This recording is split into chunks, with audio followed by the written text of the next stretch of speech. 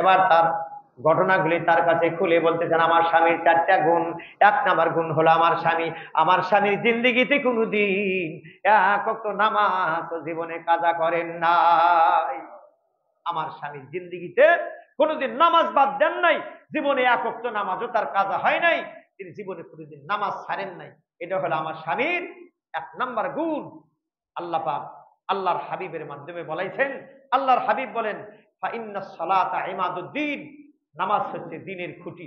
নামাজ কি? দ্বীনের খুঁটি। মান আকামা ফাকাদ আকামাদ দ্বীন, যে ব্যক্তি নামাজ কায়েম করলো, আদায় করলো, সে যদি দ্বীনকে পূর্ণাঙ্গ করলো, সুবহানাল্লাহ, দ্বীন প্রতিষ্ঠা করলো। ওয়ামান তারাকাস সালাত ফাকাদ হাদামাদ দ্বীন, আর যে নামাজ ছেড়ে দিল সে যেন দ্বীনের খুঁটিকে ভেঙে তছনছ করে দিল, দ্বীনকে ভেঙে দিল। সুবহানাল্লাহ। আল্লাহর হাবিব হাদিস শরীফে বলেন, as-সালাতু মিফতাহুল জান্নাহ, নামাজ হলো জান্নাতের চাবি। সুবহানাল্লাহ। আউয়ালু মা ইউহাসাবু বিহিল আবদু ইয়াউমাল কিয়ামাতিস সালাহ, আল্লাহর পয়গম্বর বলেন, হাসরে ময়দানে সর্বপ্রথম বান্দার নামাজের হিসাব হইবে। নামাজ যদি সহজ হয়, নামাজের প্রশ্নের জবাব যদি বান্দা সঠিক মতো দিতে পারে, বাকি প্রশ্নের জবাবগুলো আল্লাহ পাক তার জন্য সহজ বানায়া দিবে, বাকিগুলো তার জন্য সহজ হয়ে যাবে। এজন্য আমার স্বামীর 1 নাম্বার গুণ ছিল, জিন্দেগিতে কোনোদিন নামাজ বাদ দেয় নাই, এক ওয়াক্ত নামাজও তার কাজা হয় নাই। সুবহানাল্লাহ। এটা হলো তার 1 নাম্বার গুণ। 2 নাম্বার গুণ হলো, আমার স্বামী কোরআনে কারিম তেলাওয়াত করেছেন, জীবনে কোনোদিন কোরআনে কারিমের তেলাওয়াত বাদ দেন নাই। আর আমরা অনেকে, কেউ হয়তো জানি, কেউ সামান্য মানি, কেউ তো জানি না, আর পড়বো কি, ঠিক কিনা বলেন? অনেক আছি না এরকম, রাত্রে ওয়াজ শুই না, রাত 12টার সময় 1টার সময় দৌড়াইছে। গত পরশুদিন আমার ওয়াজ ছিল এই বিষ্ণুপুর, পোরশা নিতপুর থেকে আরো 7 কিলো ভিতরে, এখান থেকে 124 কিলো। আমি 3:30টার সময় আসছি গত পরশুদিন রাত্রে। আইসা আল্লাহ পাক ফজরের নামাজ পড়াইছে জামাতের সাথে, আলহামদুলিল্লাহ, আল্লাহ পাকের ইচ্ছে। কথায় কথা বললাম আর কি।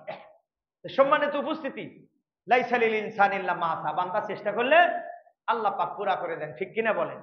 বান্দা চেষ্টা করলে আল্লাহ পাক পুরা করে দেন। আল্লাহর ওলিরা আল্লাহর ওলি হয়েছেন, চিন্তা করেন তাদের মেহনত, তাদের অবস্থা কি, খায়া না খায়া সর্ব অবস্থায় আল্লাহকে রাজি করার জন্য তাদের কি প্রচেষ্টা। আল্লাহর কোরআনের তেলাওয়াত, তো রাত 1টা পর্যন্ত ওয়াজ শুই না, নামাজের কথা বলছে বক্তা সাহেব, তো নামাজ তো উনিও পড়ে না, স্ত্রীও পড়ে না, তো বলছে যে তওবা তিল্লা করে নিস, আল্লাহ এখন থেকে আর নামাজ বাদ দিব না, আজকের নামাজটাই এখনই যা শুরু করব। প্রচন্ড শীতের মধ্যে, মাঘ মাসে শীত, এবার স্ত্রী যা যা সমানে ঠ্যাং দিয়ে টানা শুরু করতে, ওর তাড়াতাড়ি, আর কত ঘুমাইবি, কয় কি রাত্রে জীবনে নামাজ পড়ে নাই, ওই মহিলার যদি রাত 2টার সময় ঠ্যাং দিয়ে টানে, কি অবস্থা, মেজাজ কিরকম হবে বলে। যাই হোক, উঠছে তাড়াতাড়ি অজু কর। অজু তো জীবনে ঠিক মতো করে নেই, তাই দুইজনে ঠান্ডা পানিতে কোনো মতো করছে। করার পরে কই এখন কি করবো, নামাজে দাঁড়া। নামাজে দাঁড়া মুতালি নিয়তটা কয়ে দেখ। রাগ হয়ে গেলে মহিলারা তখন তুমি আমি আর কয় না, অ্যাঙ্গেলে মারে তখন, নিয়ত কয়ে দেখ, আমাকে যে ঘুম থেকে উঠাইছে এখন নিয়ত বলে দেখ। নিয়ত বইলে দেন বা বইলে দেও, এরকম বলো নাকি? রাগ হয়ে গেলে তখন তখন অ্যাঙ্গেলে মারে। যখন নিয়ত কয়ে দেখ বলছে, এই বুড়াও তো জীবনে নামাজ কালাম পড়ে নাই, এরকম বুড়া ভাড়া পাড়াতে আসে না নাই? ভাড়া পাড়াতেও আছে, মোড়ের মধ্যে বসে থাকে, নামাজ আসে না, মনে কষ্ট নিন না, আসে না নাই? এরকম এখানেও আছে, সব জায়গায় আছে। এখন বুড়া দেখছে যে আমিও তো নামাজ পড়ি না, আর আমার ম্যাডাম যে রাগা রাখছে, রাত 3টার সময় ম্যাডাম রে উঠাইছি, এখন আস্তে করে ম্যাডামের পা ধরে কয় তুমি রাগ করো না, তুমিও জানো না আমিও জানি না, আইসো দুজনে শুয়েই থাকি। এখন আইসো দুজনে কি শুয়েই থাকি, এরকম লোক আছে না নাই? বহু আছেন। আল্লাহর কোরআনের তেলাওয়াত, আল্লাহু আকবার, আফজালুল জিকির তেলাওয়াতুল কোরআন। আমার স্বামী শ্রেষ্ঠ ইবাদত কোরআন তেলাওয়াত, নফল ইবাদত। জীবনে কোনোদিন আমার স্বামী তেলাওয়াত ছাড়ে নাই, আল্লাহর 30 দিনই তেলাওয়াত করছেন। আল্লাহু আকবার। এটা স্বামীর কয় নাম্বার গুণ? 2 নাম্বার গুণ। কোরআনের তেলাওয়াত আফজালুল জিকির, শ্রেষ্ঠ জিকির, নফল ইবাদতের মধ্যে শ্রেষ্ঠ ইবাদত হচ্ছে আল্লাহর কোরআনের তেলাওয়াত করা। এজন্য আল্লাহ পাক আমাদেরকেও তেলাওয়াত করার তৌফিক দান করুন, আমরা যেন তেলাওয়াত করতে পারি। আল্লাহর ওলি ডাকদা বলেন আর কি গুণ? আল্লাহর বান্দে বলেন 3 নাম্বার গুণ হলো, আমার স্বামীর জিন্দেগিতে কোনোদিন তাহাজ্জুদ নামাজ ছড়ে নাই। 3 নাম্বার গুণ, জীবনে কোনোদিন তাহাজ্জুদ ছাড়ে নাই। আমার 12 বছর বয়সে ওনার দাম্পত্য জীবনে আমি একদিনও তাহাজ্জুদ নামাজ মিস পাই নাই, একদিনও তিনি তাহাজ্জুদ নামাজ বাদ দেন নাই। এটা হলো আমার তার স্বামীর 3 নাম্বার গুণ। 4 নম্বর গুণ হলো আবগাজুল হালাল ফারিদাতুন বাদাল ফারিদা। 4 নম্বর গুণ হলো আমার স্বামী জিন্দেগিতে কোনোদিন হারাম মাল ভক্ষণ করে নাই। আমার স্বামী 4 নম্বর গুণ হারাম মাল ভক্ষণ করে নাই। আমার বন্ধুগণ, সুদখোর যারা আছে, সুদের খাবার খাইলে আল্লাহর হাবিব হাদিস শরীফে বলেন, মান লানা রাসূলুল্লাহ সাল্লাল্লাহু আলাইহি সাল্লাম, আল্লাহ পাকের লানত, নবীর পক্ষ থেকে লানত, ওই ব্যক্তির উপর লানত। আকিলার রিবা মুকিলাহু কাতিবাইহি শাহিদাইহি, আল্লাহর হাবিব বলেন, যারা সুদ খায়, যারা সুদ দেয়, যারা সুদ লেখে, যারা সাক্ষী দেয়, কিলাহুম ফিন্নার কিলাহুম সাওয়াহুম, সবাই এই 4 জনই একই অপরাধী। একজন বললে যে হুজুর আমি তো খাই নাই, আমি শুধু একটু সাক্ষী দিয়েছি আর কি। সাক্ষী দেওয়া আর লিখে দেওয়া 4 জন কি সম পরিমাণ অপরাধ। কিলাহুম ফিন্নার, 4 জনই জাহান্নামী। আল্লাহর লানত তাদের উপরে, লানত। সুদী কারবার, ইয়ামহাকুল্লাহুর রিবা ওয়া ইউরবিস সাদাকাত, সুদী কারবারকে তার সম্পদ নিষ্পেষিত করে দেয়, অন্তরটাকে কঠোর বানায় দেয়, শক্ত বানায় দেয়, জান্নাত থেকে দূরে সরাইয়া জাহান্নাম কাছে বানায় দেয়। সমাজেতে আন্তরিকতা, ভালোবাসা, সিমাল ওয়াদিয়ান খাইরিহি, চেহারার থেকে নূর, মানুষের আন্তরিক ভালোবাসা বলে নিষ্পেষিত হয়ে যায়, মানুষটা হিংস্র হয়ে যায়। যারা সুদখোর সমাজ আছে খুঁজে দেখেন, এই হাদিসের সাথে মিলায় দেখেন তো আল্লাহর বান্দি বলতেছেন, আমার স্বামীর 4 নম্বর গুণ হলো হালাল রিজিক আমার স্বামী অন্বেষণ করতেন। আমার স্বামী ছিলেন নেহায়েত গরিব। সকালবেলা তিনি ফজরের নামাজ পড়ে, সকালবেলা ইশরাক নামাজ পড়িয়া, আমার স্বামীর পেশা ছিল কাঠুরিয়ার কাজ করতেন। পুরানিয়া জঙ্গলে যাইতেন, আমানের জঙ্গলে সকালবেলা সামান্য পানি ভাত খায়া ওই আমার স্বামী রওনা দিতেন। জঙ্গলে গিয়া কাঠ কাটিয়া ওই আমানের বাজারে বিক্রি করিয়া 4 আনা 2 আনা যা পাইতেন, এই দিয়া টাকা আটা অথবা চাউল ডালের ব্যবস্থা করিয়া সামান্য কোনো মতো আমাদের জীবন যাপন এইভাবে চলে গেছে। এই 4 গুণে গুণান্বিত আমার স্বামী। এই 4 গুণ থাকার কারণে আল্লাহ পাক তাকে এমন ভাবে কবুল করছেন, যার জানাজা কে পড়তে, হযরতে খিজির আলাইহিস সালামের মাধ্যমে জানাজা পড়ায়া দিয়া 12 লক্ষ আল্লাহ সুবহানাহু ওয়া তাআলা নূরের তৈরি ফেরেশতা পাঠায়া দিয়েছেন। এই আয়াতের শানে নজিরে ফানিমাল মাওলা ওয়া নিমান নাসির, আল্লাহর পক্ষ থেকে সাহায্য। আল্লাহ পাক কিভাবে সাহায্য করেন যেটা বান্দা কল্পনাও করতে পারে না। আল্লাহর সাহায্য বান্দার প্রতি কিভাবে আসে, যার ওই জঙ্গলের ভিতরে আশেপাশে যার কেউ নাই, আত্মীয় স্বজন আপনজন বলতে কেউ নেই, আল্লাহ সুবহানাহু ওয়া তাআলা এমন জানাজা পড়াইলেন, এমন জানাজা করাইলেন, এমন ফেরেশতার মাধ্যমে ব্যবস্থা আল্লাহ পাক করিয়া দিলেন। শুধু ওনাদের ব্যবস্থা নয়, শুধু ওনার ব্যবস্থাই নয়, ওনার পরিবারের ব্যবস্থা আল্লাহ সুবহানাহু ওয়া তাআলা গায়েবে এমন ভাবে করায়া দিলেন।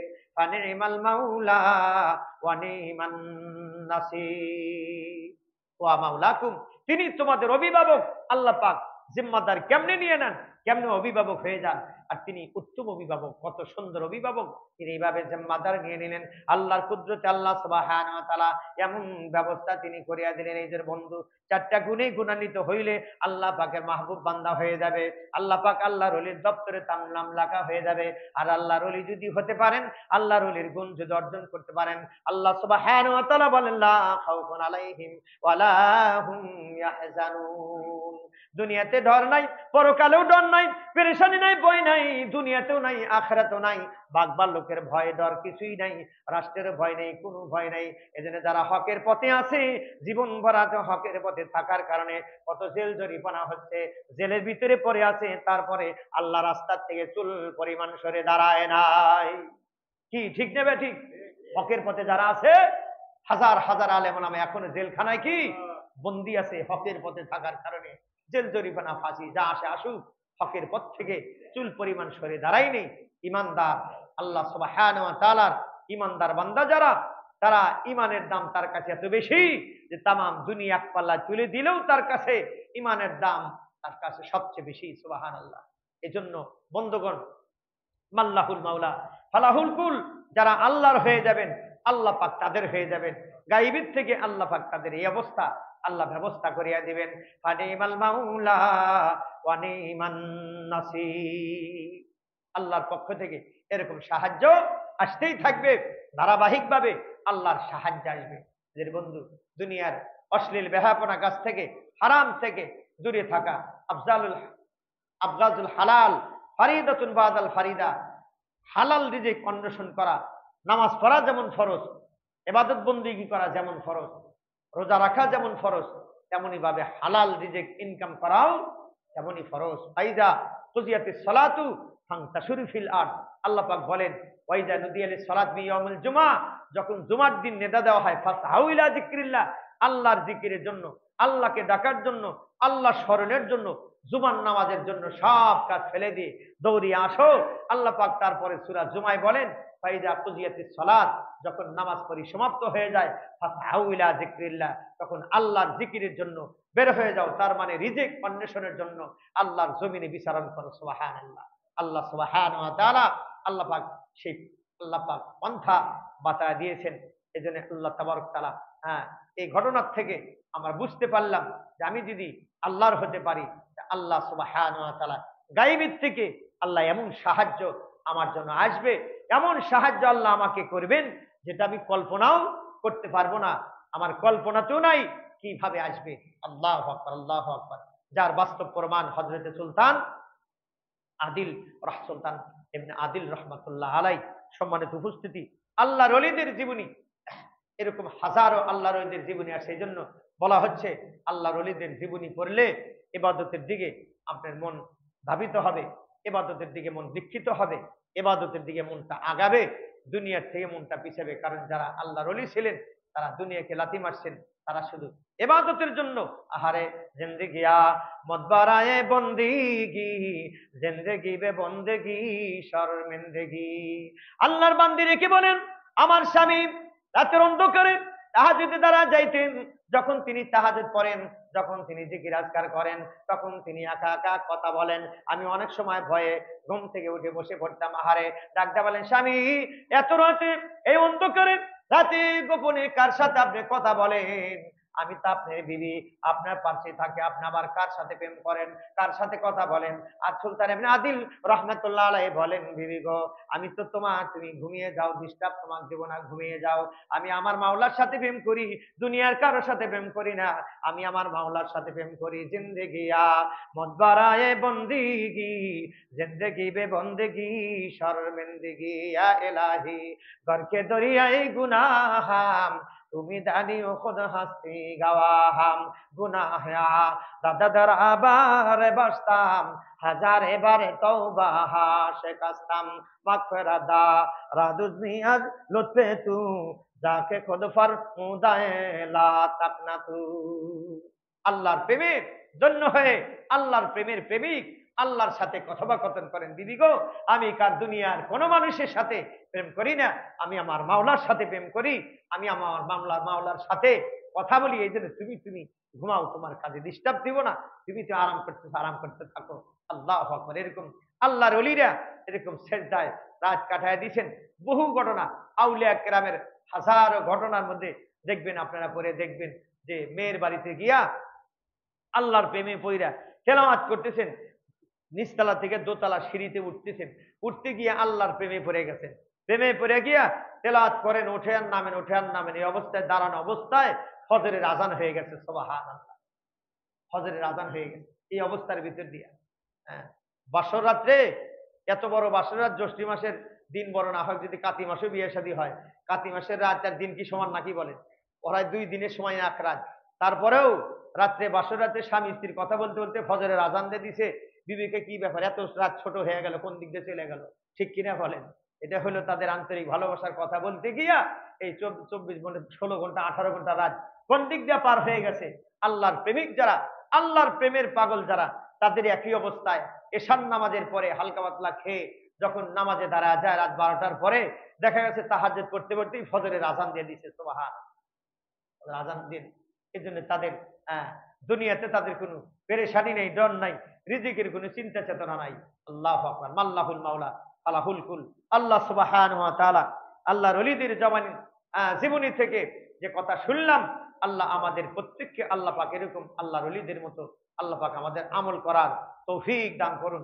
এরকম হাজারো আল্লাহর ওলিরা বাংলাদেশেও বাইজিদ বুস্তামি রহমাতুল্লাহ আলাইহি, এরকম বাংলাদেশের যত ওলি, আমাদের বাড়ির পাশে শাহ মাকদুম, প্রত্যেকের জীবনী পড়ে দেখবেন তাদের জীবনে সুবহানাল্লাহ আপনার জীবন পরিবর্তনের ঘটনা তাদের জীবনী পড়লে আল্লাহ পাক সুযোগ করে দিল। আমি বাজিদ বুস্তামির ঘটনা আর একদিন শোনায় দেব, আল্লাহ পাক তৌফিক দিল। যে কথা বললাম আল্লাহ আমি সহ আল্লাহ আমাদের প্রত্যেককে আমল করার তৌফিক দিন। আল্লাহুম্মা আমিন। ওয়া আখিরু দাওয়ানা আলহামদুলিল্লাহি রাব্বিল আলামিন। কাবলাল জুমা সুন্নাত করে